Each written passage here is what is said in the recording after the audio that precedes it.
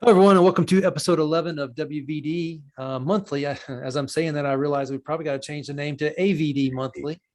I'll probably ride the WVD wave a little longer, though. I've got Bill Sutton with me, Bill, Director of Services at XenTegra. Bill, is it me or has it been a few weeks since you've been on a podcast? It has been a few weeks, mostly because of timing and also a little bit of time off. Bill, that's your real office in the background, right? Yeah, kind of. I'm in the room over the garage. So That's as messy as I've ever seen it. yeah, trying to reorganize some things. So My oldest two kids went off to college last week, and we had all their stuff in the garage. My wife and I were so excited Saturday morning to declutter, purge. My garage looks beautiful again. It won't last long, but I'm so happy when I open the door now. yeah, this is I would call this cluttered too. I wouldn't call it messy per se, but potato. Yeah. I see you got the fan circulating in the background. Is it a million degrees there, or is it cooler today? We just had a thunderstorm come through and it's cooled things off a little bit, but this room doesn't get as much of the AC because it's over the garage. So I have to run the fan to keep me cool. Yeah. Yeah, I don't know about maybe the tropical storm or whatever is coming up this way. It's been like raining here all day and night. It's interesting. We're only 250 miles south of you. Yeah, it's a lot of storms we've had over the course of the past couple of days, and I just found out. I guess last week I've got a roof leak, so I'm trying to get a contractor in here to look at my section of my attic that's got a small leak in it. So. I think that's an interesting topic because kind of what I want to talk to you guys about is desktops as a service from the cloud, and I've got a house, right, and I walk around it this weekend looking at all the stuff that needs to be done, and one thing I can think of is condo. Yeah, exactly. All right, we got Jon Spallone with us. Jon, this is your first time joining this podcast, our WVD Monthly. I guess give this group of listeners a little background on yourself, specifically as it relates to your desktop app virtualization and specifically maybe the Microsoft Azure story. Sure thing. Hello, everybody, and thanks for having me. And basically what it breaks down to is I've been in the EUC world for multiple of years, so we're not going to date ourselves this time. So I've worked with Citrix, worked with Microsoft, VMware. I've worked with the Citrix Cloud and the Azure solutions, like you mentioned earlier, the WVD. Then now that we're at AVD, I worked at Cloud Jumper for a while, where we actually scripted, worked with enhancements within WVD, given better capabilities to customers, administrators on environment deployments within the WVD world. So yeah, I've got some experience in the EUC world of things as it comes to cloud hosted solutions and on-prem traditional deployments. One of the things I want to talk to you about, Jon, is help us gauge where the Microsoft platform, the brokering platform, in other words, AVD, Azure Virtual Desktop, versus Citrix Cloud versus Cloud Jumper. What percentage of the Citrix Cloud capabilities and feature would you say, standard Windows, Microsoft AVD, Azure Virtual Desktop platform, brokering platform, how close are they? So from my perspective, when we're looking at an AVD environment, really, it's the native environment. It's native. It's everything that's Microsoft. It's built within Microsoft's cloud, so they're optimizing within their infrastructure. When you start talking about putting the Citrix piece into it, now we're leveling up and taking a layer out of this and doing more enhancements. So, I mean, geez, Citrix been around forever. And when we look at how it was back in the day, really it was, you could use terminal server in Microsoft and deliver what you needed to, and it got you there. It did things for you, but it wasn't the complete solution. Citrix added into it, took you above and beyond, and gave you a little bit more. So it's the same thing with the AVD, WVD. You can get there with that delivery. There was with Cloud Jumper, which is been purchased.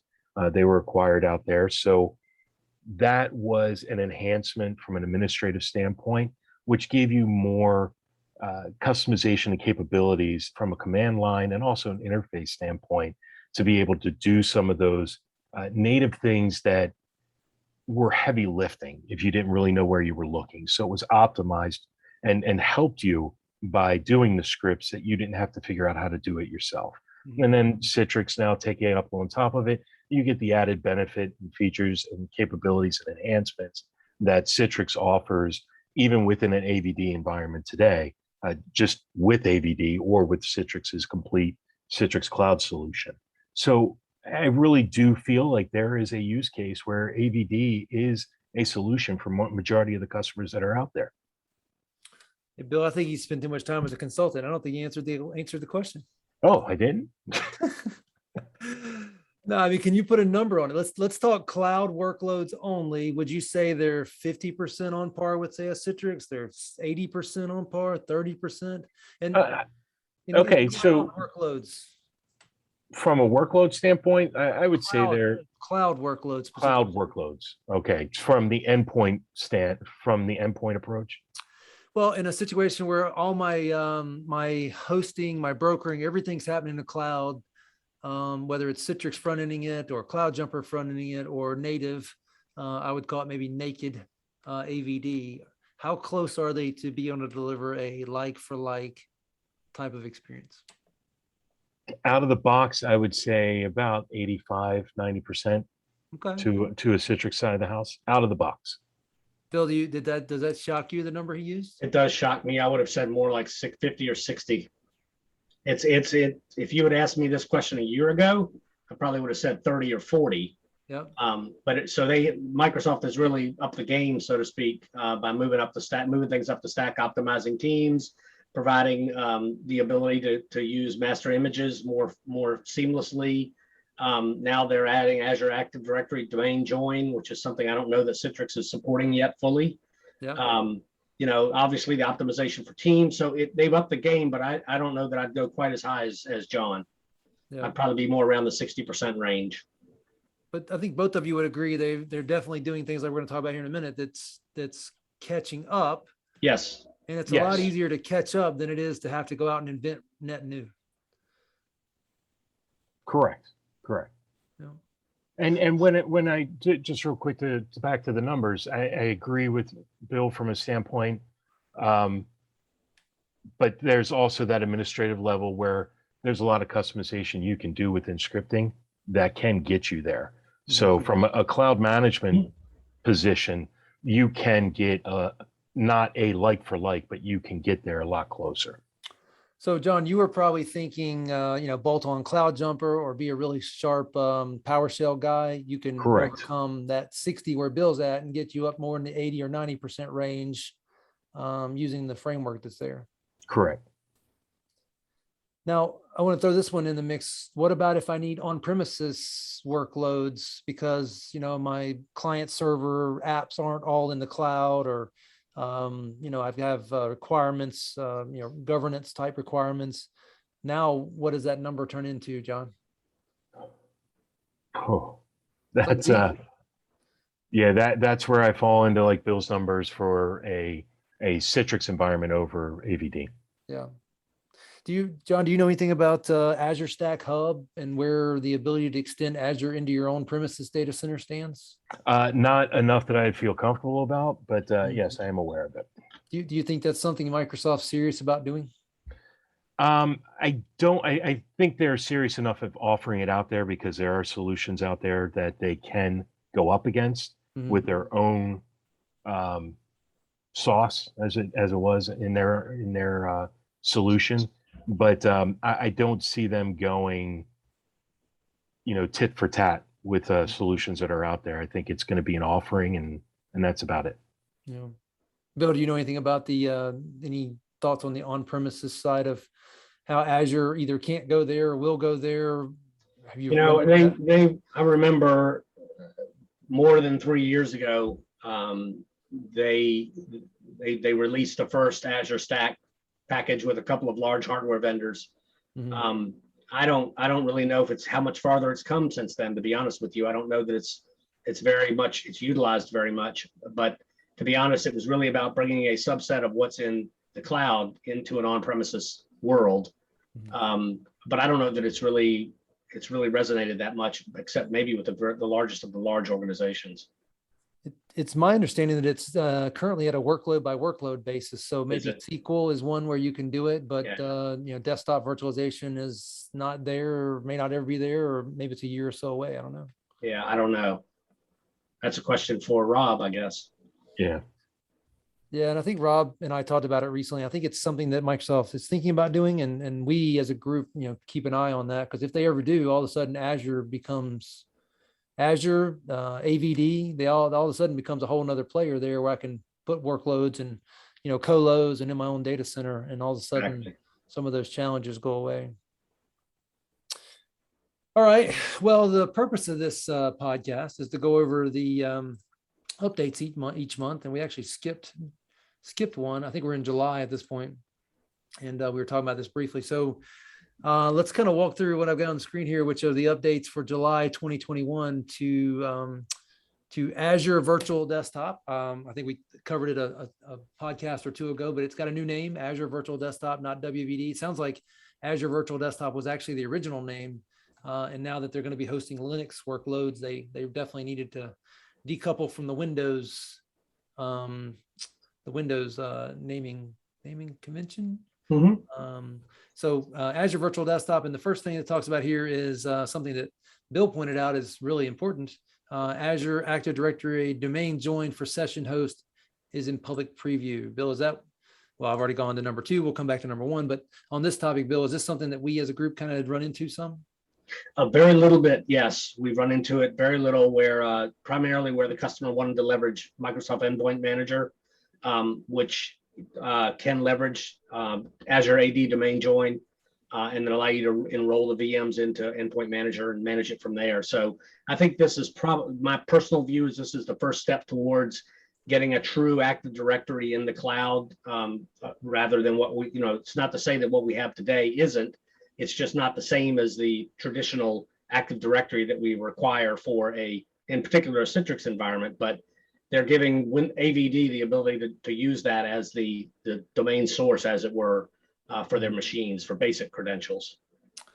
So does this mean the VDI would be joined to a domain that is actually hosted in Azure?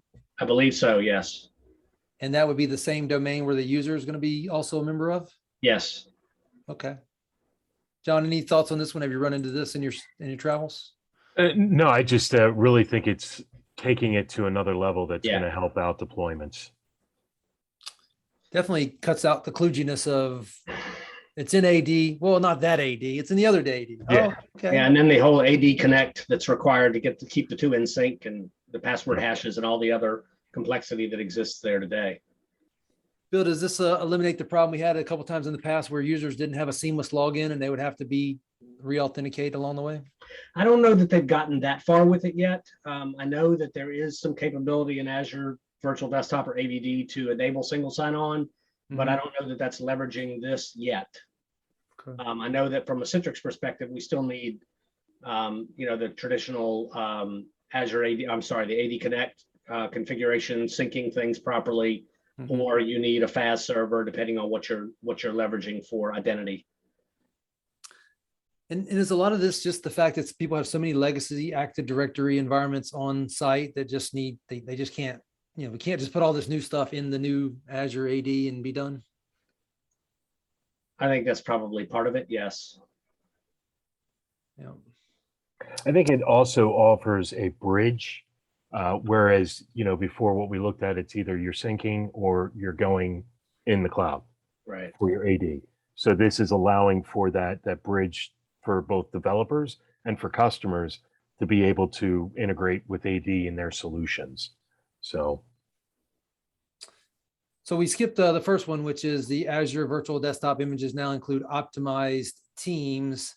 Does that mean that the images that were running in the AVD environment automatically know what to do with a Teams connection that's coming from another system running Teams? I believe that's what it means. It essentially, I think what this is when you install Teams into a virtual desktop master image, there's a certain way you're supposed to do it, machine only install and things like that. Some optimizations that need to be done properly to make it run. I think they're essentially what they're doing is including that in those images that include Microsoft 365, and it's already optimized. You don't have to go through all the steps. So they're taking a layer of one of the steps you would do to optimize it out of the requirements. You guys can see me searching here frantically. I was going to ask if Zoom has the offline, because obviously Teams is being widely used. We're mostly using it as XenTegra, but at the moment we're on a Zoom session because that's how we record our webinars. Any idea of Zoom optimizations happening in Teams and in AVD as well? My guess is you would install the Zoom plugin for VDI, just like you would in the Citrix or VMware environment, into your master image, and then that would just do what it does in VDI. I think what they're talking about here is when you install the Windows 10 multi-session image with the apps, it includes the optimized app. Mm-hmm. Yeah, I just jumped out here and looked. It looks like there is some documentation on doing this for WVD for Zoom. It just struck me as I was going through that. I had never thought about what they were doing, and I'm sure that's Zoom doing for them, not them doing for Zoom. Yeah. So, John, I know you just came over from the world of WVD, AVD, a lot of things there. Have you had a lot of customers that were, needing this feature, this Teams feature? So it was small and few in between. I really think the pandemic is what pushed this initiative to the forefront of everything. I know initially, these were things that were wanted and needed in there and that were progressing along. It just required more heavy lifting within that VM that you had to build out to begin with. So now it's definitely optimizing it more up front. So there's less hands-on work you got to do. But I do want to note that in the breakdown of the article here is that this is, as typical with Azure, is on the commercial side of the cloud at this time and not yet supported within the DoD 365. Okay. Yeah, I know you have a big background in government related stuff, so it is important to point that out. I just had a thought. That Citrix guy historically, how awesome it would have been for Citrix back in the day if they still owned GoToMeeting, or when they owned GoToMeeting, and if the pandemic would have happened then, and that would have been a massive success for those guys. Oh yeah.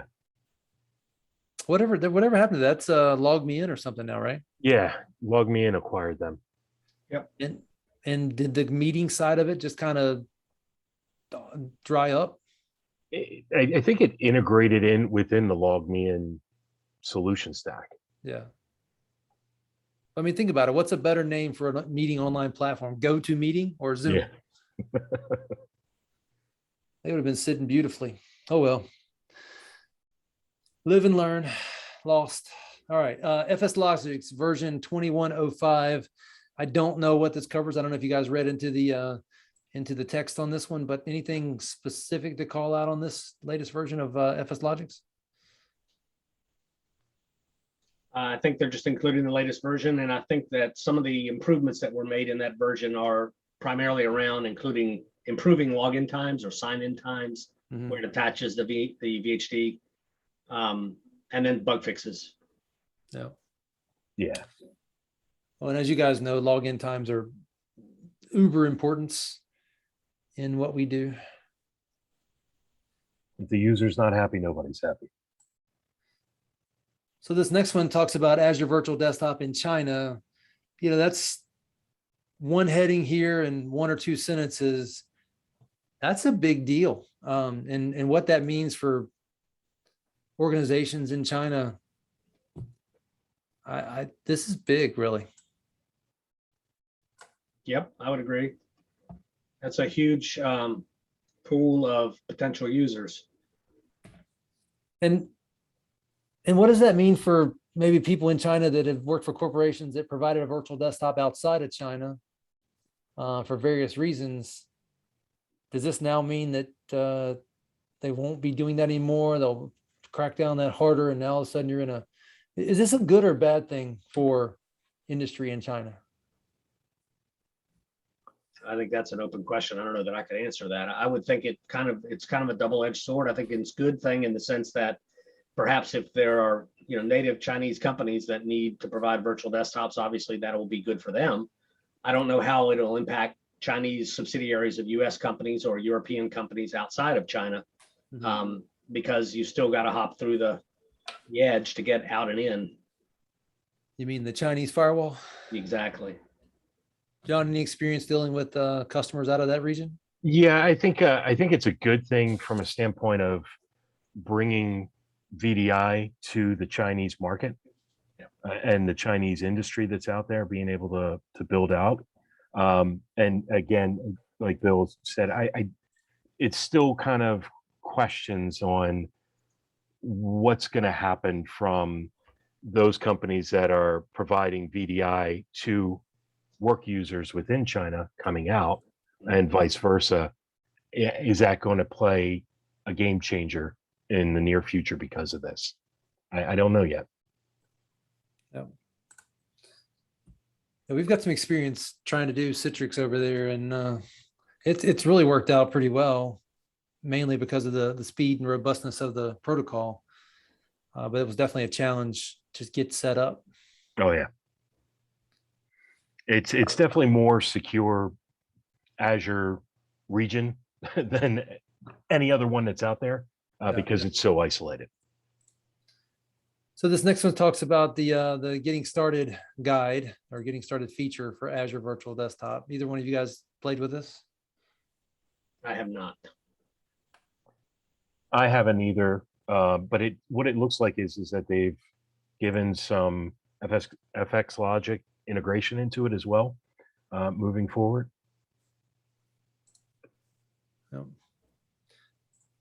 We've talked about this one several times, Bill. The Start VM on Connect seems like something that you would have thought would have been in there a long time ago, but obviously good to have it now. Yeah, they released that, I think, in a tech preview or something, an early release a couple of months ago, and I think what they're doing now is just making it a GA. This is all about helping you reduce costs and by deallocating machines when they're not in use and letting them spin up when the user connects. They just have to wait a little bit longer. But rather than having the machine run 24/7 and burn up all that compute, this way you can turn it off and deallocate it, and then all you're paying for is storage. Yeah. John, is this a feature that something like CloudJumper had already? Yeah, CloudJumper, when you think about it, it's really just leveraging what was already there, but just scripting it all for you. So that functionality was there. Just being able to do all those scripts now, it's just broken down. It looks like more into a administrator user friendly interface to be able to handle it. But it looks like it's not supported within Classic. So it's not going to be a feature that's offered on the Azure Classic side. So the next section talks about remote app streaming. This is one of my pet peeves because technically app presentation is not app streaming. But in the case of Azure Virtual Desktop, that's what they mean by app streaming, right? They mean presenting seamless apps. I believe that's what they mean. Yes. Yes. So who do I need to talk to Microsoft to fix this? I'm going to fix it.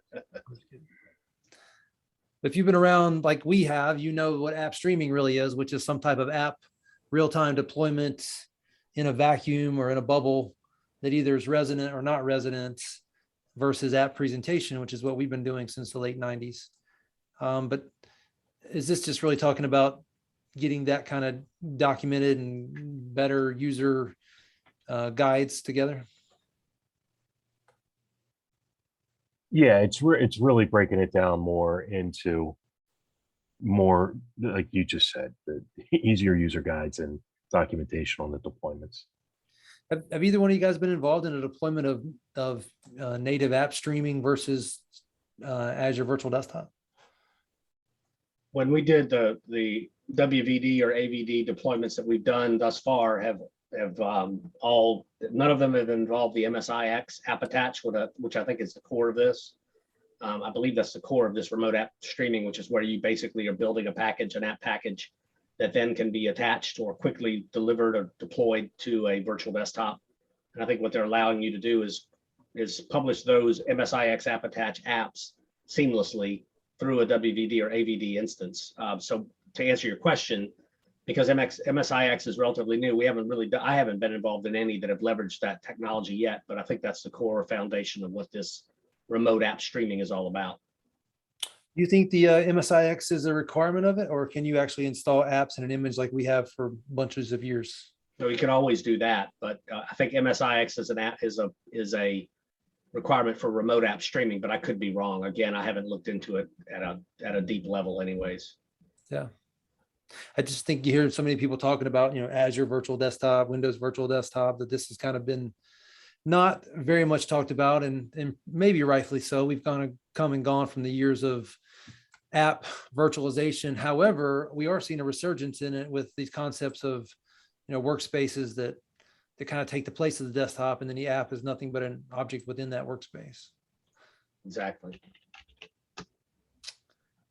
And then finally, this last section here talks about Azure Virtual Desktop Handbook. I know nothing about this thing.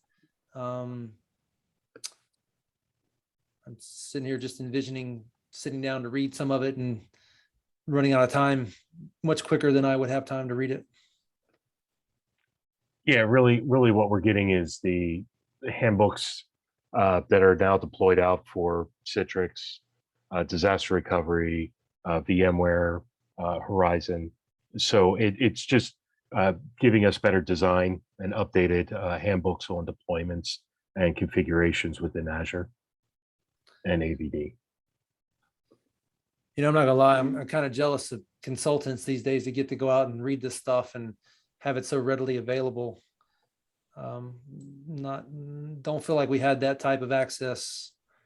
We were buying books. That's right. It was very dated. Get the book right when it comes out, because a month later it was sometimes useless.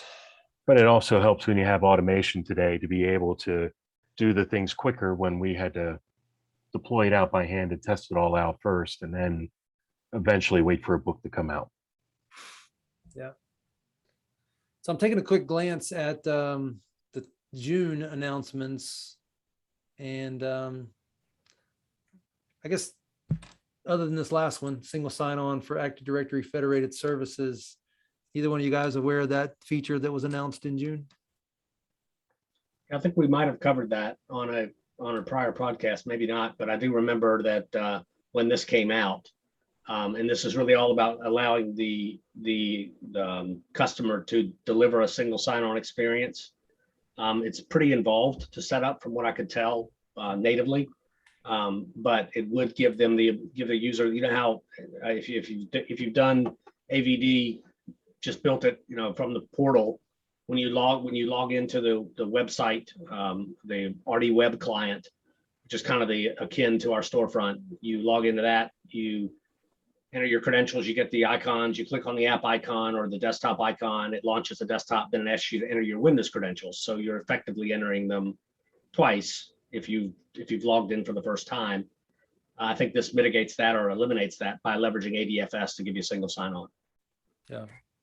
Yeah, that's one of the best things about this is the fact that you can now leverage the federation with the AD and get that single sign-on. It's huge. There was so many deployments years ago when we first started with Citrix Cloud, where ADFS wasn't even supported. Then we had to go into that, and now we've got that support with single sign-on. That's really a big deal. So guys, I want to use the last, I want to use like 10 minutes here to talk about Windows 365, which was recently announced.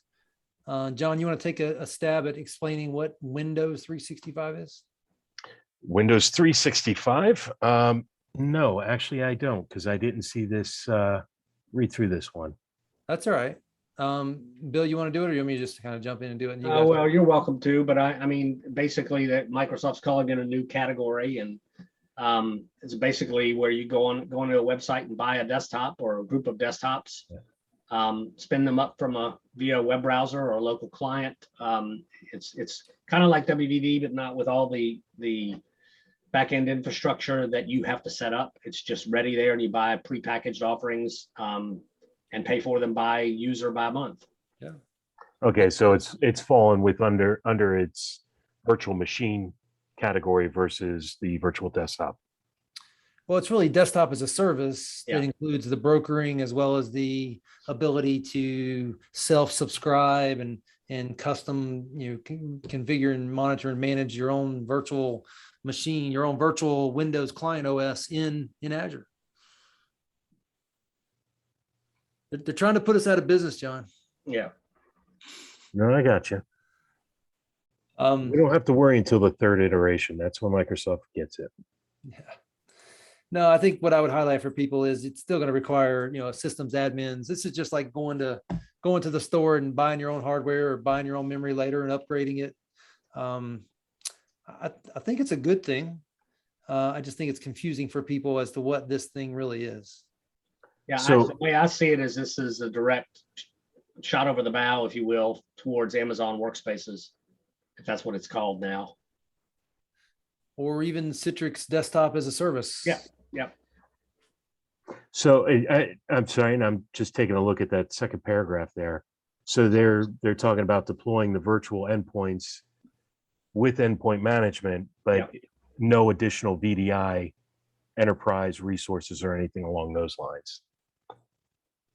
So it does sound like it's more of a VM lease versus an actual VDI type solution, even though they're offering an OS or whatever version it is, whether it's a desktop or server.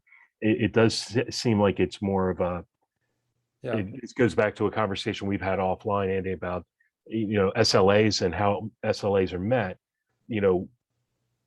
On the Azure side of the house, there are different SLA requirements from a VM delivery and a VDI delivery. So it is two different categories as far as Azure is concerned.